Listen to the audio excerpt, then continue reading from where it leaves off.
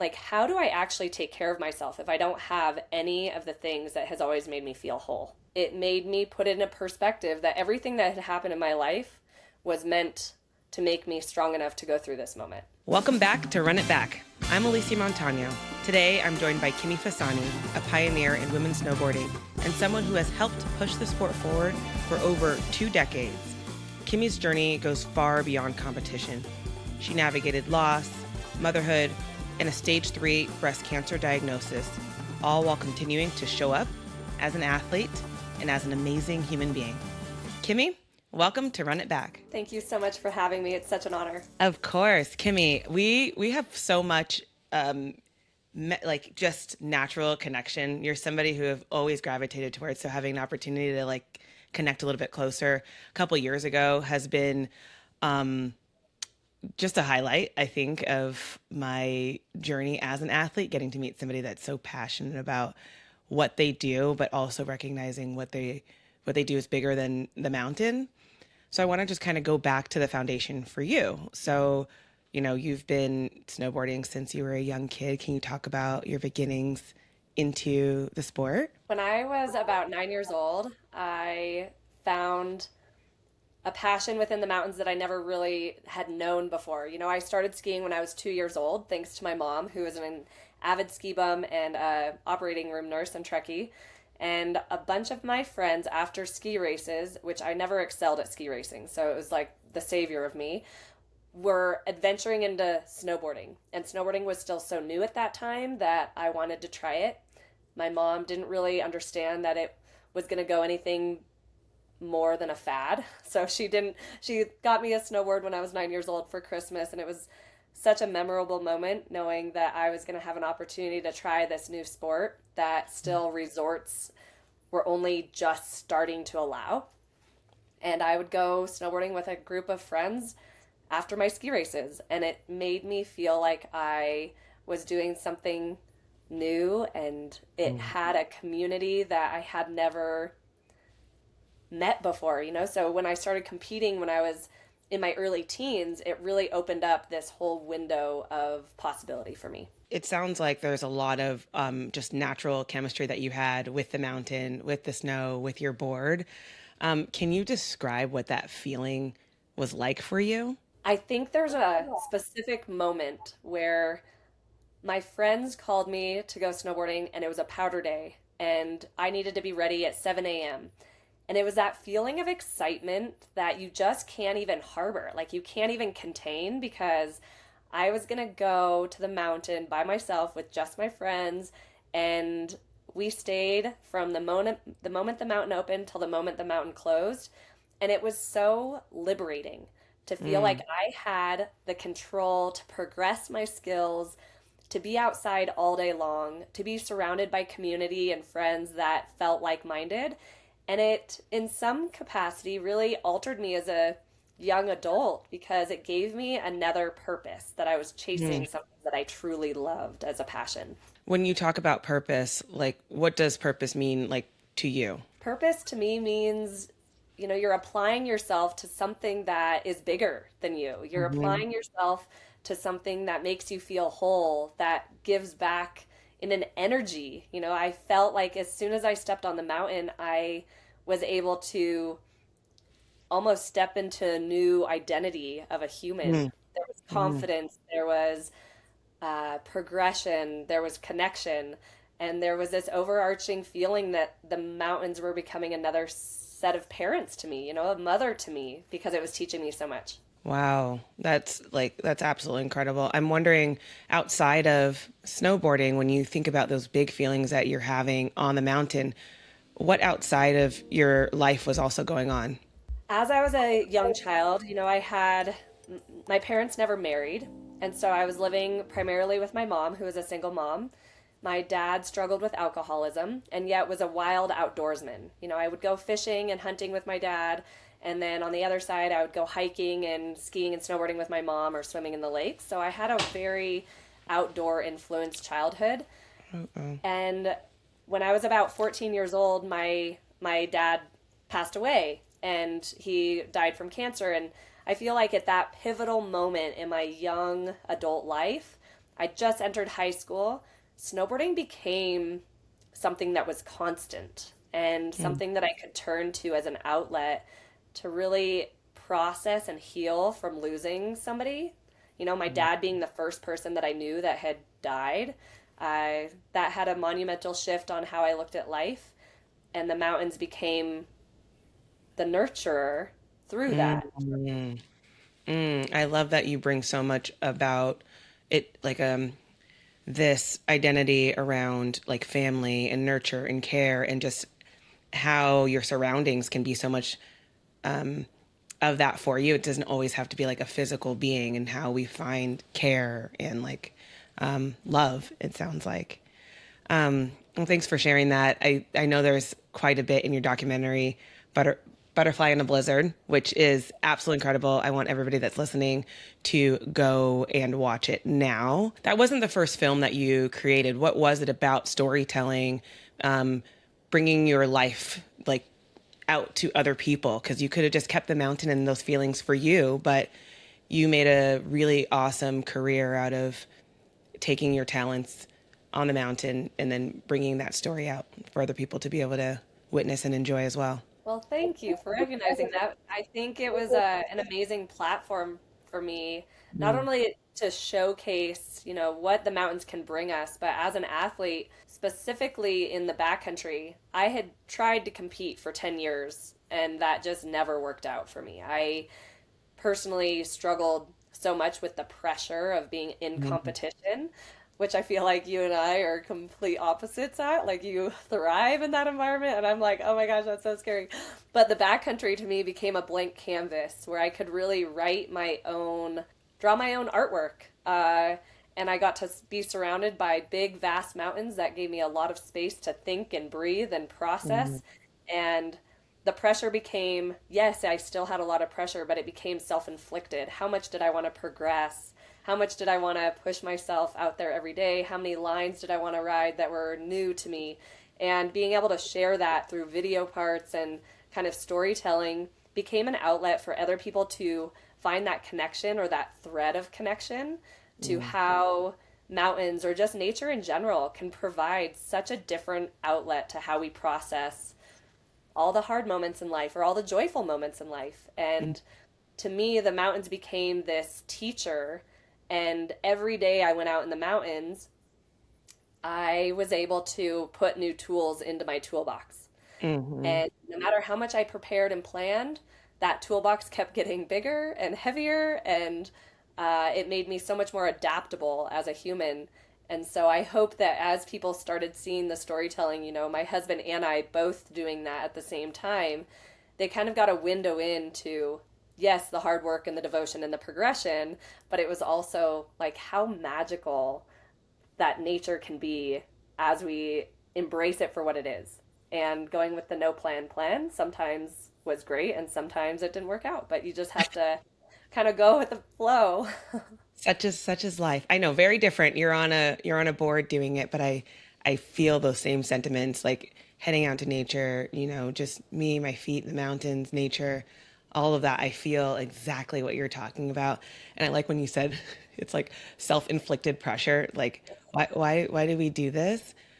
And my question to you is, why would you, or how would you implore people listening to perhaps go and explore what self-inflicted pressure could do for you? That's a great question because I think we all kind of embody this sense of adventure, and adventure can mean something different to each one of us. And I like setting micro goals and accomplishing them, and then you have like that bigger goal that's off in the distance that all of those micro goals help you get to.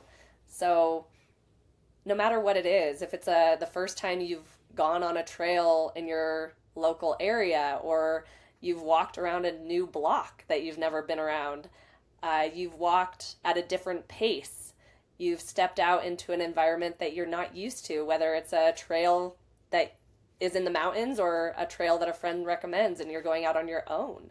All Hmm. of those are different thresholds that we get to embark on. And once we tackle one, it kind of becomes contagious. And that leads us down this path of like seeing how capable we are of doing things that are outside our comfort zone. And when we stretch ourselves outside of our comfort zone, even just slightly, it makes us feel like the next goal is manageable. Mm-hmm. And I think for our well being as humans, it really helps us realize that we are capable of overcoming so much more than we think we can. But it takes one step, one moment at a time to realize that. See, it sounds like you've got it all figured out. You've got it Absolutely all figured right, as we all do, right? No, you've been very honest in your storytelling. Again, like everybody listening, there's plenty of films out there that Kimmy Fasani has directed, produced. So I implore you to take a look at some of those films. But you also have shared about injuries, setbacks, falling short, all of those things. And now it makes so much sense and like the learning that has come from all of those things. At one point, you were also told that you might not snowboard again. Can you tell us a little bit more about that? somebody tells us as athletes we can't do something, it's like I will find a way and I'm going to do everything I can to overcome what you're saying I can't. I've had significant injuries. One specifically was in December of 2012. I drifted off a park jump. I was trying to make the US Olympic team for slopestyle, and it was a pretty ambitious goal. You know, I wasn't, like I said earlier, I was never a competitor, but I thought that I could try to go about this qualification process differently than I had before. And I was coming out of the gates swinging with a lot of vigor for early season training and was pushing myself pretty hard. I drifted off a park jump and ended up breaking my pelvis, doing my ACL, MCL, PCL in my knee, and was given this pretty devastating recovery outlook that not only was I not going to be able to qualify to make the team or be given the chance because my injury was so significant, but I was also told to start family planning because I think there was a lot of skepticism with my multi-ligament injury repair that I was not going to be able to get back to being the athlete that I was prior, and to kind of set expectations differently for myself. And I remember when my doctor said that to me, I think the first question I asked him after was, well, do you think I would be able to do a triathlon? And I think his chin was on the floor. Like, you can't, Love that. no, you can't do that. But at the same time, he saw my desire to recover and he saw my willingness to work hard to recover Mhm. and to compartmentalize my recovery. I did that. I started training very slowly. You know, I was bedridden for 3 months, and then I wasn't allowed to do any resistance training for 7 months.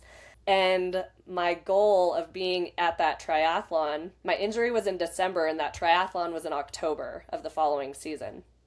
So I just started really slow, like no resistance bike rides, and started swimming in the pool with a buoy between my legs. And as an athlete, I felt like all the tools that I had learned before in the mountains had prepared me mentally to navigate this injury Mm. because I knew how to do hard things. Mm-hmm. I had developed myself in a way where I knew how to recover from injuries, maybe not this significantly, but Mm-hmm. I knew how to take it one day at a time and Mm-hmm. kind of break apart what my limitations were and find out what my opportunities were. And so strength was going to be my greatest asset entering into that next season. So Mm-hmm. swimming and biking and eventually walking and running became part of that training program along with a gym routine. Mm-hmm. And I thought if I can do things slowly in this recovery, what a great opportunity to be a better athlete mentally and physically after this surgery. Mm-hmm. And this recovery for me was probably the biggest milestone that I had gone through Mm-hmm. because not only did I get back on my snowboard, but I also ended up winning my age group in the triathlon. Yes, let's go. It was like the most motivating thing to be able to say, I can do this. I can Yeah. work hard and I can accomplish things, even if it's separate from my sport. And it was my own pressure that I put on myself. Once again, I wouldn't have known how to apply all of that if I didn't think of every lesson that I'd ever learned in life as a tool to Mm-hmm. navigate that injury. That's powerful. I mean, really, the only way to grow is to apply some pressure. After all, pressure does make diamonds. That's I love right. that. Yeah. Oh my gosh. Okay, so I need to look towards your training plan for a triathlon because I keep talking Absolutely about this triathlon I'm gonna do. I just need to um, take your note, step outside of my comfort zone because the open water is the one thing where I'm like, let me find a lake and get past the lakes. Oh my See. gosh. So tell me, after you recovered, you won your age group in triathlon, you're trying something new. What happened after that? What next? When I was going through my recovery, I had so much downtime that I started reading a lot of books. And I started making up this story, which I still like to think is true, that fear cannot be present in the present moment. It's something that we associate to a past, something that was scary in the past, or something that we're afraid of happening in the future. But in this moment, fear might not actually exist. It's a story I'm telling myself. Wow. So every time I strapped back into my snowboard, I had to remind myself how important being present in that moment was. And that was one of the greatest tools that I got to put in my toolbox from that injury because I started realizing injuries are temporary. Mindset is temporary. Mm, And 95% of what we do, I'll make it that rule, not even 90%, is mental. hmm. And if I can shift how my mind is working and disassociate from injuries and things that have been scary in the past, then I'm only going to be stronger mentally moving forward. Wow. This is where disassociation is good. Yes. I love that whole philosophy too, just in the idea of fear and like what it actually is. And that is so true in so many different ways. I can name a few right off as you're mentioning that. I'm thinking through a couple of moments where I'm like, no, yeah, that wasn't real in the moment. It was something that I experienced before and then I was afraid of experiencing again, but we won't know until we try. That's it. So, yeah. Okay, so you came back and you were trying new things, not hitting the jumps, but you did end up hitting a pretty major jump that has made you the pioneer of women's sports in the backcountry. Can you talk about becoming the first and what that moment was like for you? And this is after overcoming all of these things. Yeah, so learning a double backflip, uh, it was one of these things that I had always grown up learning. One of the first tricks I learned was a backflip, and I ended up winning some local and national contests with that trick. And then as I got older, I saw that there was an opportunity to kind of bring it to the terrain park and try it in the backcountry. And what I saw in myself was this ability to find focus, and I was able to pull the sense of visualizing all of my tricks Hmm. into the highest caliber training I could for my mental game. Every Hmm. time I pictured that trick before I learned it, I had to land it. And so it was this conditioning of my mind to know exactly how it would feel. And I ended up learning that trick and I landed it fourth try in the backcountry and the park. And I think that was a testament to like how much work I had done visually preparing to land that trick. And Hmm. that really helped me navigate a lot more things in my sport, but it gave me the confidence to know how powerful my mind was Hmm. and how helpful it is when we apply ourselves wholly to something, to a sport or to a purpose, how we can make it happen. What I'm hearing from you is so much of this is about mental fortitude, mental testing, and then like applying all the things that you're telling yourself, but like rewiring in a way that you can get positivity and like joy and better outcome. And maybe the outcome is at the end, like you said, trying, maybe not landing it, but at least you know that you were able to try and see what you're capable of. You weren't going to see it without that. So I want to talk a little bit about like there's so much of this that is so amazing being inside of Kimmy Fasani's mind, and then adding folks to your circle. So like meeting your partner, and then what that kind of is like, where so much of what we do as folks, it sounds like we have some similarities, can be so just me, myself, and I, and what I'm doing, la la la. And then being a part of the world and having somebody be a part of it. Like, tell me about your introduction to your partner and then how that was kind of folding your lives together and how you sort of see being in partner, having a life partner in the way that you are experiencing it. Yeah, so Chris and my husband is a professional skier, but we met when we were teenagers, graduated from high school in Truckee, and moved down to Mammoth in 2002, and ended up meeting him in 2003. So he was actually 17-ish and I was 19. I lost my dad when I was 14 and Chris lost his dad when he was 16. Mm, So we had this really common denominator that we started our relationship off with connection, and we knew what it felt like to lose somebody. I would say like our greatest thing was that I was able to be out in the mountains with him and vice versa, and we spoke the same language. We had a mhm. passion that kept us invigorated, and we were traveling and experiencing the world through our own eyes. And when we came together, we got to really like share what that experience felt like growing up together in these Mhm. industries. He became an amazing asset, and not only just partner, but like confidant. I was able to go out in the mountains with him, and he was the one capturing my content when this male dominated industry didn't really have a place for me out in the Mhm. mountains. And I had to earn my place to be on crews. And yet I had a husband that vouched for me and believed in me and gave me all my footage to give to other people. And so being able to have somebody that understood what I was doing and also was my biggest champion definitely made my career possible in Mhm. this industry.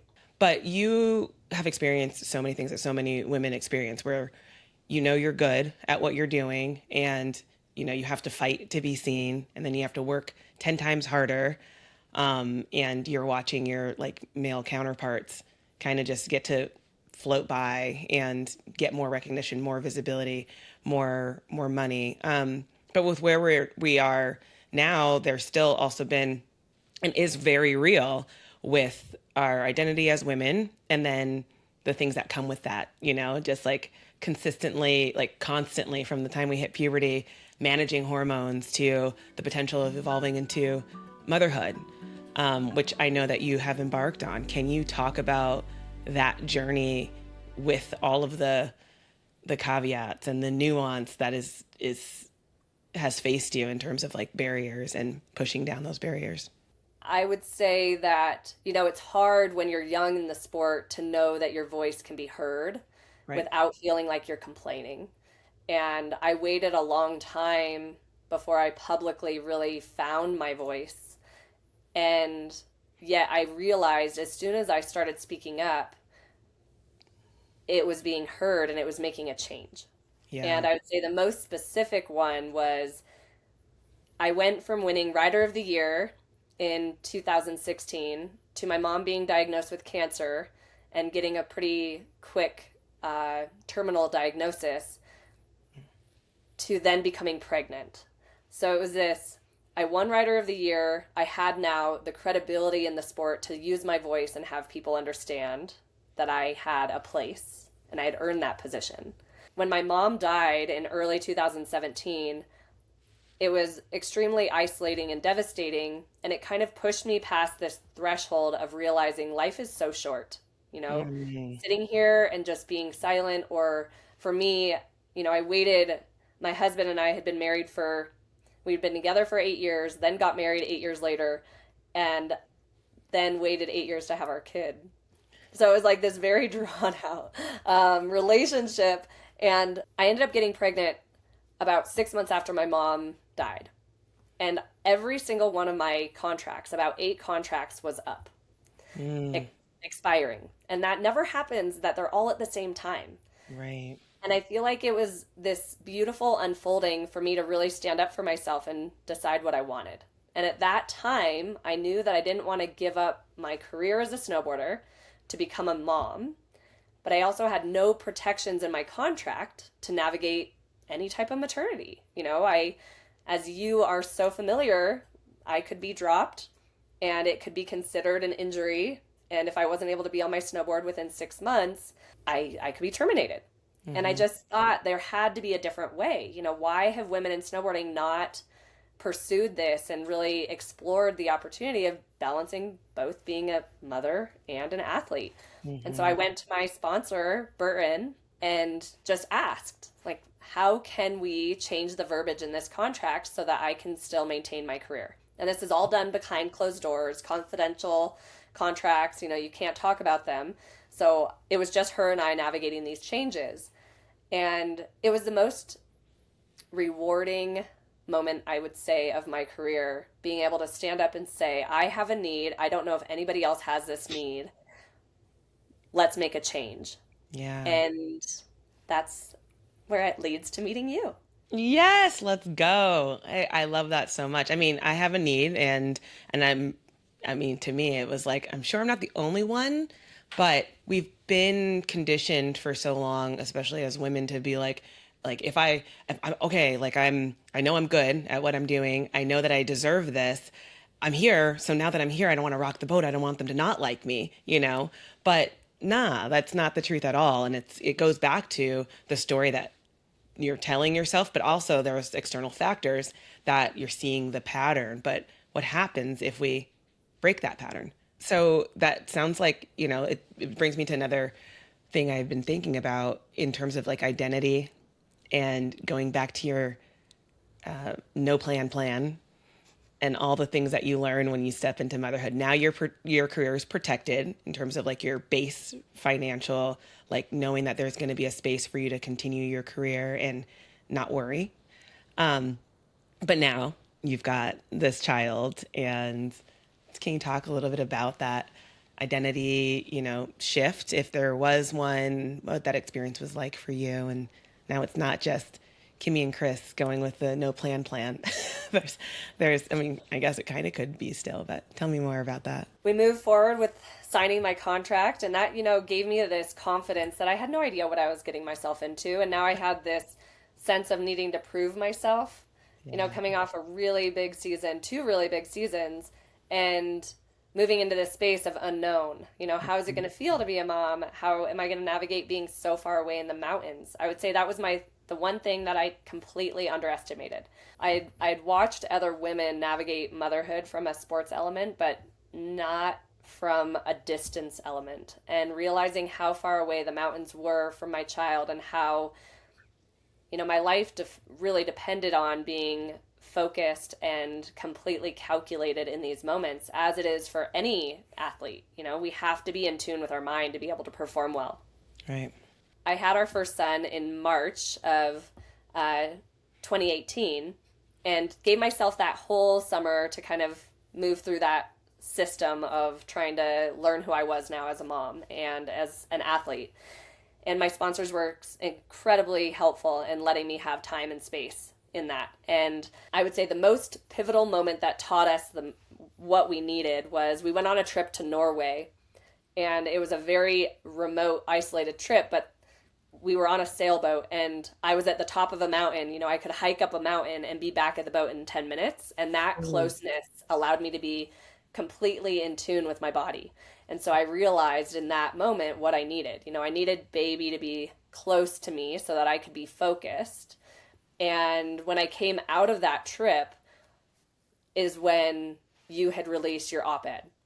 And the whole conversation of how motherhood in sports and how that conversation had shifted was probably the most freeing feeling, knowing that I wasn't alone, Yeah. and Yeah. hearing other women, incredible athletes, talking about these limitations that they felt like needed to be expanded into opportunities, Yeah. for me made me go, oh my gosh, we are all learning how to do this. And you were years ahead of me, with your children and racing, and having that lens being so publicly shared made it feel like we could do this together and change one sport at a time and elevate voices so that we were heard and we were looked at as opportunity, not limitations. And I remember coming back from that trip and kind of sinking my feet into the ground and just saying it's okay to feel uneasy. It's also Hmm. okay to use my voice to speak up for what I need.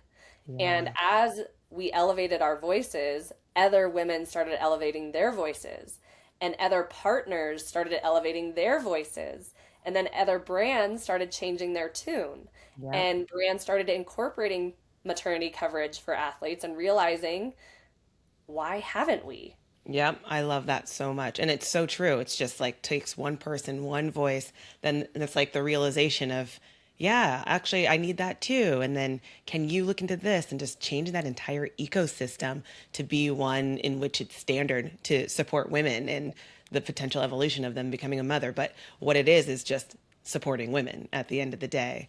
But then there was more that has come into that. And I'm curious, for you, after having your second child, you went through another really major life moment, and that I'm sure some people can unfortunately relate to. But I'm curious for you now, having gone through all that, looking at contracts, and then now being diagnosed with stage 3 breast cancer, and going through these like pretty awesome like knocking down giant sort of moment, like what that was like for you. And can you talk a little bit about that? And it also has me thinking about contracts and how caring for somebody that's going through another life moment that doesn't necessarily have pregnancy, maternal, like what that looks like and how you sort of navigated that with your partners. I mean, it was like a series of 5 years. And I would just like to caveat that at the beginning of when I first agreed with Burton on the verbiage of my contract, my husband and I started coming up with this idea to make a documentary.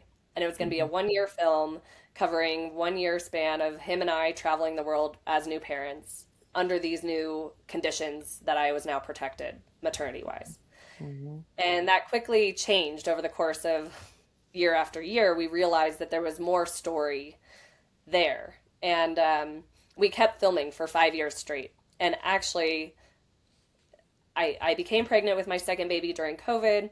And let's see, it was in 2021, in the fall of 2021, I was diagnosed with stage 3 breast cancer. We had actually just filmed final interviews for this documentary. And we realized now with this diagnosis, we needed to keep going. This film was never meant to capture all of these hard moments. It was just ironically sequential that it kept happening. There was a sequence and pattern that was unraveling. And when I was diagnosed with cancer, I felt like it was the last piece of the puzzle to actually really get to know myself in the truest way I could, in the most vulnerable way. Mm-hmm. And it was terrifying, having doctors say, we don't know if you'll survive this. And having to face your own mortality with a diagnosis with 2 little kids and a husband and so much ambition ahead of me, and knowing that, unlike my sport where I could choose how to progress and how to push myself and how to overcome challenges, cancer has a totally different narrative. I was removed from the mountains pretty quickly because of the necessity to be in treatment. Mm-hmm. And from the moment I was diagnosed, it was in November, I was sitting in chemo within 3 weeks. So that erased that entire season of me living and being in the mountains in a way that I could navigate them. And like I said earlier, like the mountains used to be this escape for me to process hard moments and how to like heal. And so now if I don't have the mountains and I'm having to sit here even without my kids, and my husband would be taking care of my kids while I was at treatment, and I was at treatment every 3 weeks. And I was just feeling so crummy. Like, how do I actually take care of myself if I don't have any of the things that has always made me feel whole? Mm. And I had to revisit this sense of being present and taking every day for what it was and being grateful for every moment that I did feel good. And even in the moments that I didn't feel good, that huge toolbox that I had earned through all of those years of my snowboard actually became my lifeline while I was going through cancer. Wow. I knew what it felt like to have injuries. I knew what it felt like to recover from injuries. I Yeah. knew what it felt like to tumble down mountains and get back up. Yeah. I knew what it felt like to land really hard tricks and to be resilient and overcoming things that I didn't even know my mind could actually accomplish. And so every day that I was going through my treatment, I was digging into that toolbox that had basically built my entire life. Mm. And now I was using it to survive a diagnosis. But it made me put it in a perspective that everything that had happened in my life was meant to make me strong enough to go through this moment. And by the grace of God and the universe around me, I survived, and I'm 4 years cancer free. And it taught me a completely different sense of will and tenacity and resilience, because I learned how to be okay with myself without the mountains. And the mountains are still my mother and the nurturer, but I learned to be just Kimmy without any of that. And now the mountains feel like such a reward when I get to be out in them, because I know myself and I know how nature can help you get there. There's so much that you were just telling us about ourselves and our toolbox. You've given me opportunities to think through like purpose, and not only with your toolbox, all the things that you give to yourself and how you move through life, you also have made sure that you've made it a point to give back.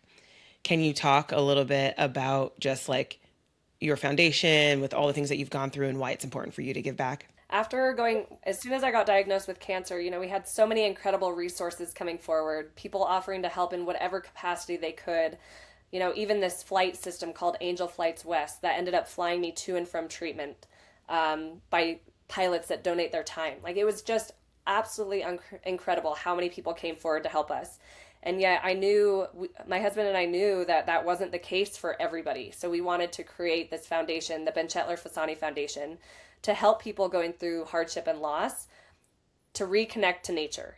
And so whatever that was, like however people needed to be reconnected to something that could feel healing, we wanted to be there for them. Every time I step out into nature, I feel better, even if it's just 3 deep breaths and I'm hugging a tree, or not even hugging a tree, listening to the birds, or, watching the clouds move by. It realigns our nervous system to realize that there's a lot that we can do for ourselves.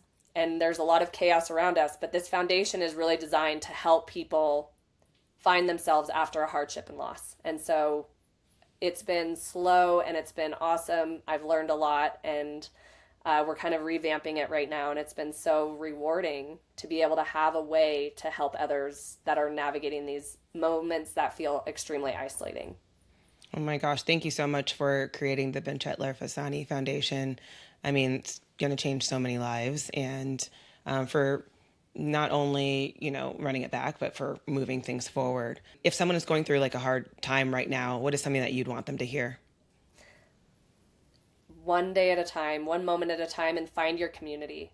Our community can uplift us more than we ever think we can. Have that feeling of not feeling alone, and sometimes it's really hard to ask for help. But as soon as we lean on our closest friends, that web really grows wide and deep.